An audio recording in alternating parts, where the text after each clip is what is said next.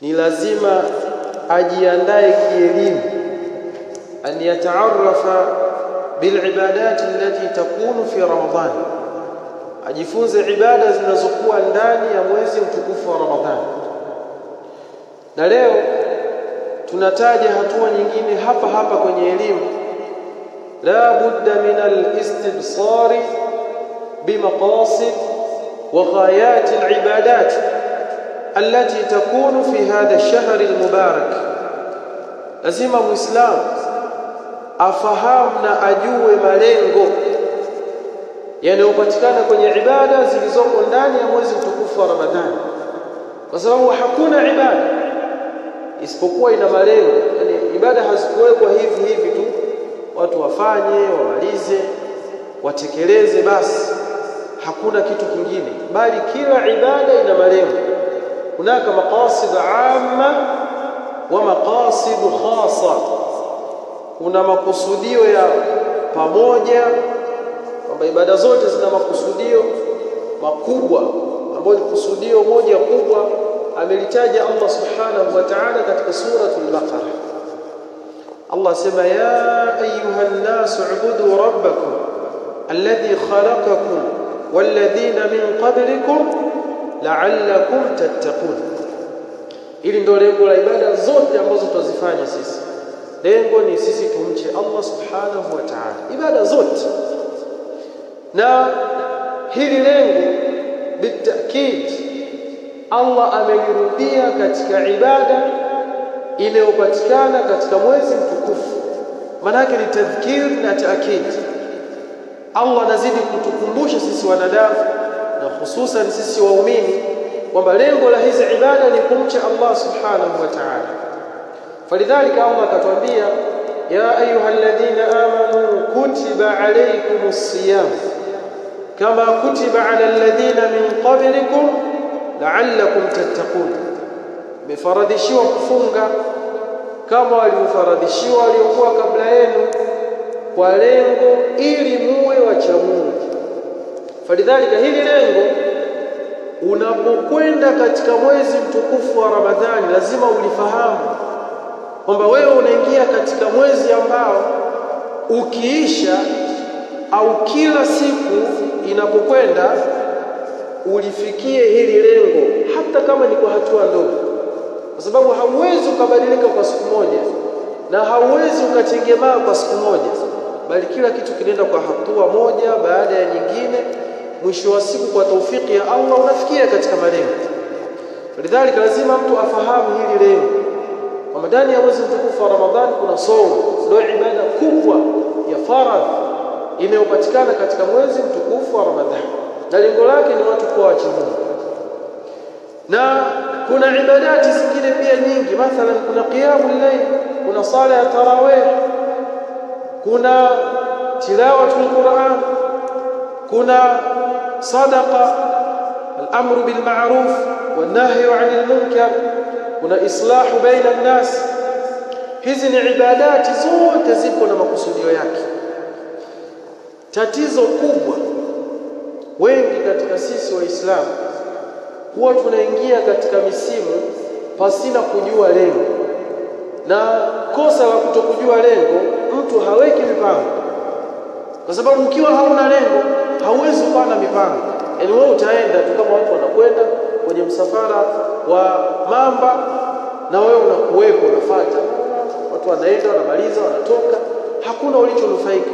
Lakini ukishafahamu lengo kwamba lazima uwe mcha Mungu, na ucha Mungu ni nini, ufahamu maana ya ucha Mungu, unaanza kuweka mipango kidogo kidogo. Ili niwe mcha Mungu yatakiwa niwahi katika salati aljamaa, nikifunga nafunga kila kiungo katika mwili wangu, macho, masikio, miguu, tumbo halini haramu, domo hauzungumzi mambo ya maneno ya haramu, na kila kitu, ili tu ufikie katika lile lengo. Falidhalika ukumbusho wetu wa leo ni kujua malengo ya ibada inayopatikana katika msimu wa mwezi mtukufu wa Ramadhani.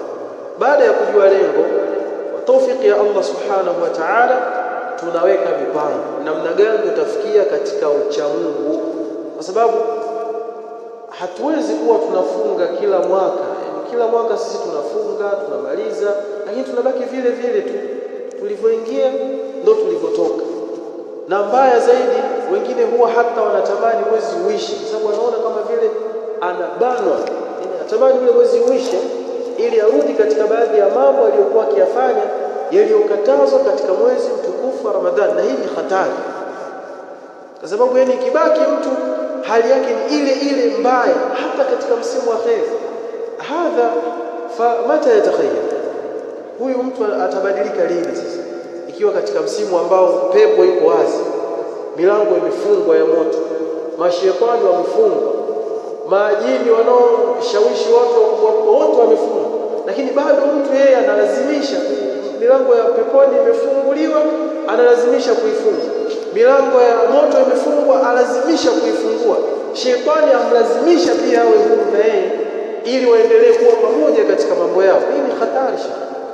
Hii ni hatari na yasikitisha, ambapo Muislamu anatakiwa kubadilika kutokana na zama zinavyobadilika katika khairi. Tumuomba Allah subhanahu wa ta'ala atujalie kufahamu malengo ya saumu na kuyafikia kwa taufiki yake na mapenzi yake. Lakini pia tukimalizia, Allah subhanahu wa ta'ala katika Qur'an ameizungumzia dunia kwa sifa nyingi sana mbovu, mbaya.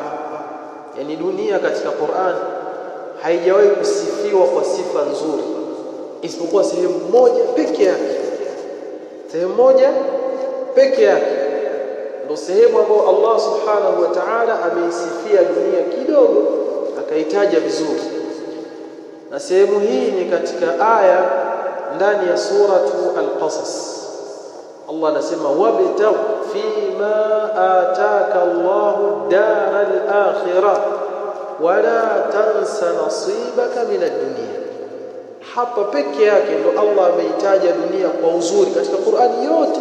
Sehemu zingine zote Allah akitaja dunia inatajwa kwa sifa mbaya, inasemwa, lakini hapa peke yake ndo imetajwa vizuri. Na wanachuoni wanasema sababu ya kutajwa hapa dunia vizuri ni kwa sababu imeambatanishwa na akhira. Baada ya kuambatanishwa na akhira ndio ikatajwa vizuri, kwa sababu Allah anasema wabtagh fima ataka Allahu dara al-akhirah, tafuta kwa kile alichokupa Allah, itafute akhira yako, yani ijenge akhira yako kwa kile alichokupa Allah subhanahu wa ta'ala. Wala tansa nasibaka min ad-dunya, na usisahau fungu lako katika dunia. Maana yake ni kwamba hilo fungu ulilopewa na Allah katika dunia lifanyie kazi ya kutafuta akhira yako, lisiwe ndo lengo lako katika huu ulimwengu. Falidhalika, ndugu zangu katika imani, anayejitolea mali yake aliyopewa na Allah kwa ajili ya kutafuta akhira yake, hapo ndo anahesabika ameitumia dunia yake vizuri. Lakini mtu akiwa tu anapambana na dunia yake, anakwenda mbio na dunia yake na ameisahau akhira yake, huyu atakuja kupata hasara tu. Mtu mzuri na mtu ambaye anajielewa ni yule ambaye anaitafuta akhira yake kupitia kile alichopewa na Mola wake katika dunia yake. Na mwisho kabisa ni wakumbushe kwamba kesho insha Allah tutakuwa na muhadhara hapa msikitini baada ya maghrib kwa wanaume.